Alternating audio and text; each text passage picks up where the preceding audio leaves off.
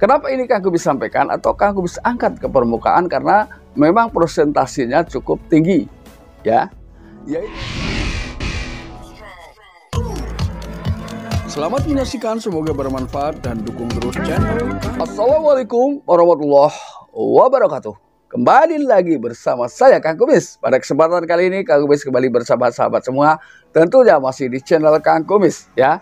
Channel yang selalu membahas seputar kehidupan rumah tangga, dari masalah percintaan hingga masalah perselingkuhan dan juga permasalahan-permasalahan lain, ya. Pada kesempatan kali ini Kang Kumis ingin membahas mengenai alasan selingkuh, ya. Alasan istri selingkuh dengan rekan kerja atau rekan sekantor. Nah, kenapa ini Kang Kumis sampaikan atau Kang Kumis angkat ke permukaan karena memang presentasinya cukup tinggi, ya. Yaitu mencapai 82%. Mengerikan bukan? Tinggi kan? Nah, makanya nggak ada salahnya untuk sahabat semua sekaligus barangkali bisa menambah wawasan sahabat semua agar lebih berhati-hati ketika bercerita tentang ini, ya.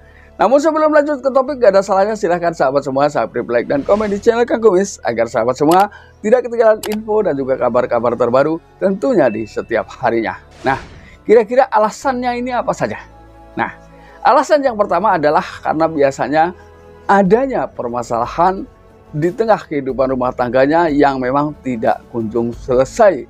Nah, ini biasanya memang tidak sedikit orang yang memang sulit, ya, memisahkan antara ini permasalahan pribadi dan ini permasalahan pekerjaan. Biasanya hal itu mau tidak mau banyak orang, ya, yang akhirnya permasalahan itu terbawa ke tempat kerja. Ini yang akhirnya seseorang ini memiliki keputusan yang berbeda ketika permasalahan-permasalahan yang di rumah ini terbawa ke tempat kerja. Ini yaitu adanya masalah yang tidak kunjung selesai di tengah kehidupan rumah tangganya. Yang pertama.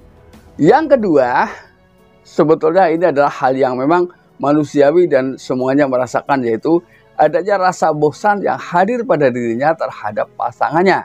Jadi di sini sebetulnya ketika bicara bosan bukan berarti tidak ada solusi, ya. Yaitu ketika Anda merasa bosan dengan pasangan Anda, bicara baik-baik. Apa yang harus Anda lakukan berdua untuk menghilangkan atau mengusir kebosanan secara perlahan, ya. Karena ketika rasa bosan kita tidak bisa atau tidak berusaha untuk menetralisir, maka rasa itu akan terus tumbuh pada diri masing-masing orang. Kalau bicara tentang rasa bosan ini memang sulit, ya. Tapi kita memiliki satu hal atau kemudahan, maka perbaikilah komunikasi sehingga apa yang menjadi keinginan pasangan di masing-masing pihak tentunya bisa saling bertukar pikiran untuk menghilangkan kebosanan. Misalnya dengan kita refreshing, lalu kemudian mengulang masa lalu yang indah barangkali.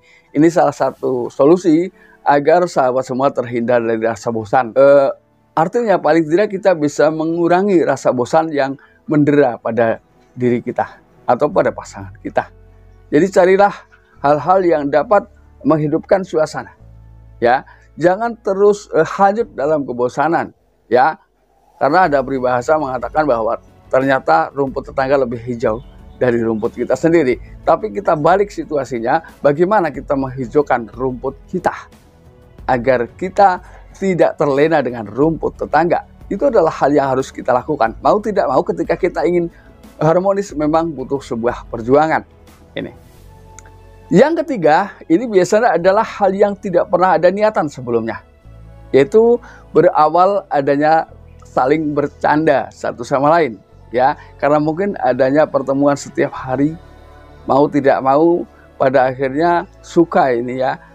Ada kalimat-kalimat awal yang memang biasanya mengarah ke hal tersebut. Ini biasanya ketika mengarah ke hal-hal yang memang sedikit menuju ke perasaan, ini tumbuh biasanya atau hadir dari pihak prianya, ya, atau teman kantor pria. Ini biasanya suka memancing-mancing. Nah, ketika kebetulan orang yang merasa terpancing ini di belakangnya memang ada masalah atau memang ada ketertarikan secara khusus, maka bisa jadi awal yang hanya sekedar bercanda bisa pada akhirnya berbuntut serius atau sampai timbul perselingkuhan di antara mereka berdua.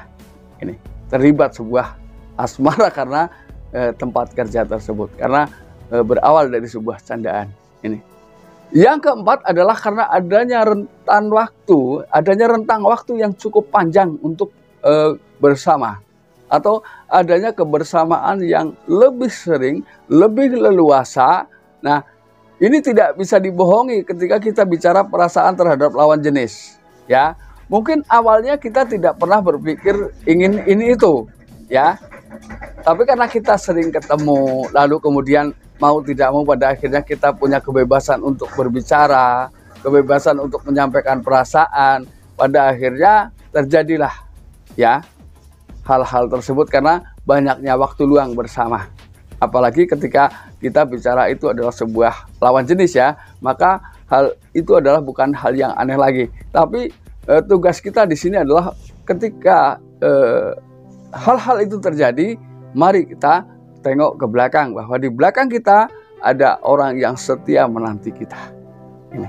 Lalu kemudian yang kelima, ini adalah hal yang mungkin paling sulit dihindari, yaitu adanya saling ketertarikan satu sama lain, ketertarikan secara fisik.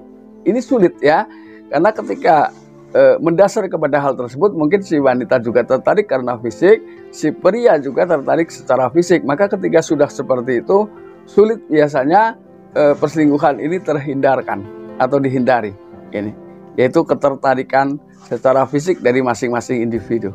Ini memang agak sulit ya, karena ketika sudah bicara seperti itu, biasanya masing-masing pihak suka lepas kontrol. Ini.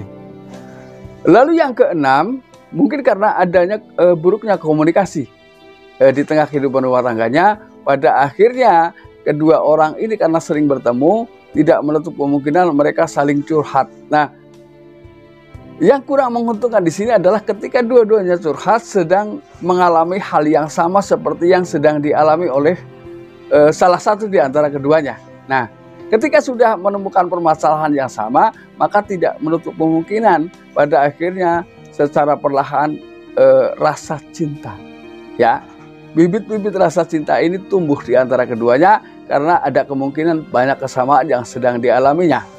Artinya, kalau begitu saya juga sedang mengalami hal seperti itu. Nah, karena ketika sudah seperti itu, diakui atau tidak, di dalam batin mereka masing-masing secara psikologis sudah menemukan orang yang tepat untuk saling mencurahkan perasaan hatinya. Ini. Lalu kemudian yang ketujuh adalah butuh perhatian dan adanya rasa ingin dicintai. Nah, maka dari itu, terutama kepada baik suami maupun istri, karena kurang perhatian ini bisa terjadi di pihak suami maupun istri. Berikan perhatian secara ekstra terhadap pasangan kita masing-masing. Bagaimanapun adalah ketika ditanya siapa orang yang harus diperhatikan selain orang tua kita, ya, yang harus diberi perhatian ekstra, tentunya adalah keluarga, yaitu anak dan istri. Karena anak juga ketika kurang mendapatkan perhatian, mereka kadang suka memiliki perilaku yang berbeda karena merasa tidak diperhatikan. Begitu pula dengan pasangan kita. Nah, ini. Nah, sahabat, itulah beberapa hal yang harus kita pahami, yaitu alasan kenapa perselingkuhan sesama rekan kerja ini memiliki persentase yang cukup tinggi. Jadi alasannya cukup jelas dan saya rasa masuk logika. Ya, nah sahabat, mudah-mudahan apa yang Kang Gubis sampaikan bisa bermanfaat buat sahabat semua. Dan akhir kata, salam harmonis bersama Kang Gubis. Wabillahi taufiq wal hidayah. Wassalamualaikum warahmatullahi wabarakatuh.